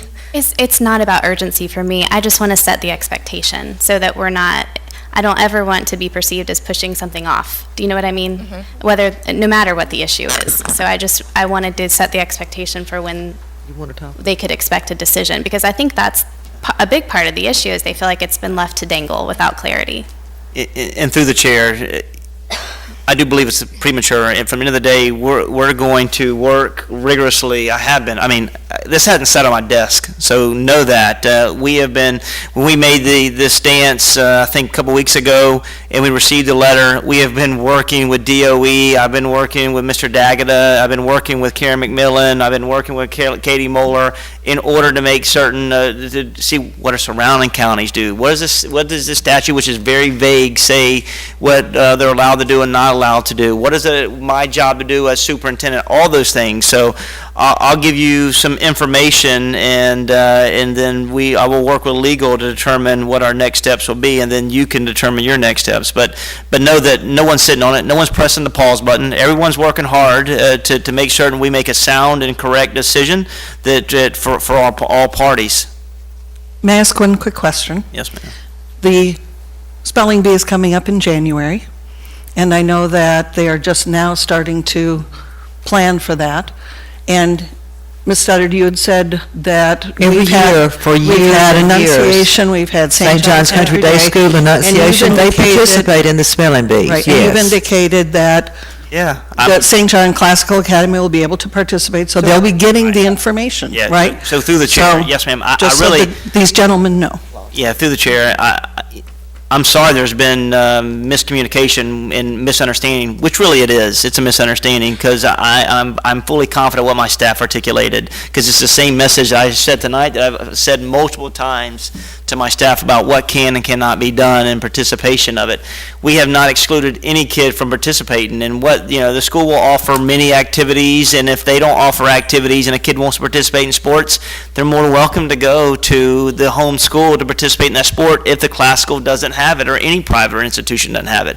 But it relates to I'm sorry that parents came and spoke about spelling bee when they have the luxury and the opportunity to compete. Same thing with robotics. I said about speech contest, science fair. Those are all things that kids are going to be able to participate in under their umbrella, under their logo, so they can have pride with it within their school. So, Can I ask a question? Because I'm not trying to poke, really, I'm not. Yeah. But I'm confused. I'm confused as to how you've made a stance on what they can and can't participate in if we don't fully understand the statutes and from DOE. I mean, I'm very confused. I know I've participated in judging. I've gone to the spelling bee, and I've participated in judging the science fair, and I know other schools have participated in those.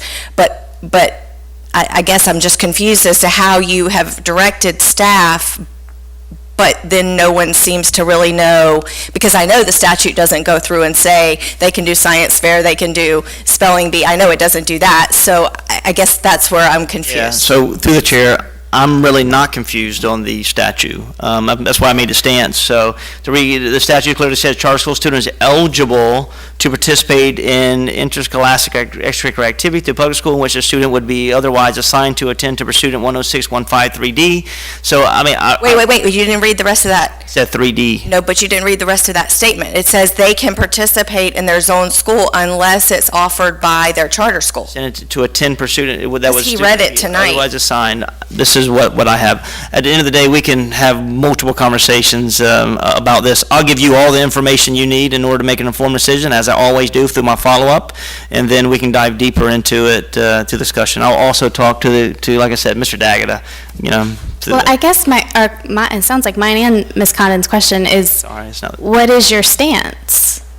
I've said I mean, it if more. you've... Yeah, I think I've said it more. Ms. Gilhousen, let's please give them a chance to go back and have Mr. Dagada look at the legalities of it, and then if Mr. Davis has a different thing to say than he has said in the past, we can talk about it then, but this is not the night. We're not going to solve anything here tonight. I'm not trying to solve anything. But it just seems like somebody is trying, I want to talk. Everybody else has talked. Can I talk now? Sure. May I talk now? Again, I've asked Mr. Dagada to please research this legally. He can push a button and hear from every attorney and school board attorney in the state of Florida. I think that's going to help us.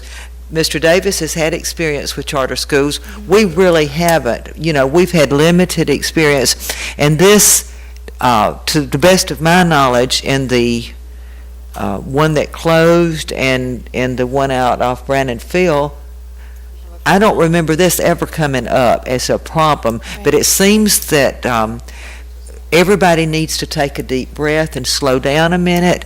I get really nervous and not happy when I hear people disparaging other people from the podium. I don't like, Mr. Davis wouldn't do that to a person, but to stand here and say, you know, he's breaking the law and this and that, I mean, that is not necessary. We're adults, and everybody needs to just take a deep breath, let them research it, and then we'll talk about it next month, okay? Or we've got the agenda review, if you've got more to say about it then, but I think we have beat it to death enough tonight. I think everybody wants to go home and have Christmas. Okay, let me say another thing. I wanted to know an update on the District Advisory Committee. Ms. Dennis, you had sent the board an email that there were, what, four? And 4 applicants. have you gotten any more since then? No, ma'am. Okay, well, we have a problem with this, because each board member is supposed to have what, a secondary parent, an elementary parent, a community. Yes, 1 elementary parent, 1 secondary parent, and 1 community member. And you've only got 4 who have applied to be on this committee. Correct. So, and the deadline is? The deadline was November 30th. November 30th, okay. So, board? Can I ask you a question about that? When we had our accreditation team come in, it was one of the recommendations that we didn't have enough community input. And so we came up with the idea of having this district advisory committee, which really over the last 2 years, they've never once brought a report to us. Is there another form of community input that we can have without this district advisory committee? Maybe we could dissolve it and have, use the SAC committees or something like that. You recommended reaching out to SAC parents. It seems like nobody wants to sit on this committee. And then for the last 2 years, like I said, we had not one remark, comment, question, update. I mean, nothing. So I would hate to think that we're wasting people's time. So is there another format that we could, and maybe someone could go back and look at what was written in the accreditation review and tell us, is it required or was it just a recommendation? They criticized us. I honestly don't remember what it said. Not having it. But there could be another format of having community input without having to have this committee that nobody wants to sit on. How about we let you investigate? Well, I know I've had conversations as well with school board attorney as well that we were going to look into that, because when you look into the statute with DAC as a committee, it is actually referencing more of your SAC committees for the ones to give the input. Okay. So could you come back with a new plan for us? Yes. And we'll see if we can do better. That's been one of those things that's just kind of been dangling out there, and I thought, well, we need to talk about it because we have 4 people who volunteered. Okay. So she'll bring something better back to us. And Mr. Davis, the redistricting meeting that you held was very, very good. I like the format of the people writing their questions on cards, and then Mr. Connor read the question, and it went really well. There have been many redistricting that have happened in the school district over the last several years, and this was the smoothest that I think that we will have. There didn't seem to be really any pushback from any parents. They were very concerned about the traffic and the red light and the crossing guards, so you did good. We can't do the catwalk. Too bad Miss Brown is gone, so that was her suggestion. Okay. I do think that we all, me included, we need to have more communication. I did not have any idea that we were going to have all these people come to speak tonight. I didn't know there was a problem. I'd never heard a thing about it, but I think the communication factor needs to be chopped up, and I think that we need to urge people when they're speaking before the board to be respectful and not call people names, more or less. Speaking of bell ringing and putting a quarter in the thing, next Thursday from 4 to 6, be at the Publix on Fleming Island, and 6 to 8, I think you signed up after me, our Rotary Club rings the bell, and so just come by, and don't bring quarters, bring dollars, okay. Oh, and I wanted to, what? 5s and 10s. 5s and 10s, okay. And I wanted to ask you, Mr. Davis, Chris Trahan, who spoke about the books, the teacher right there, would you follow up on that? Because this is the second time you've talked to us. Fifth? Third? Okay. Would you please get... Would you connect with him? Terry Connor is. I want you to get an answer. It's not that I don't like seeing you every month, but you know... Thank you, Chris. Okay. The article in today's paper about Pearl Harbor, two of the local residents, it really brought it home. It makes you really think how fortunate we are. I hope all of you have a Merry Christmas, Happy Holidays. I don't know all the other things that they said earlier, all the different religions, but just stay safe, take care of your family, enjoy, and we will meet again in January. Meeting is adjourned.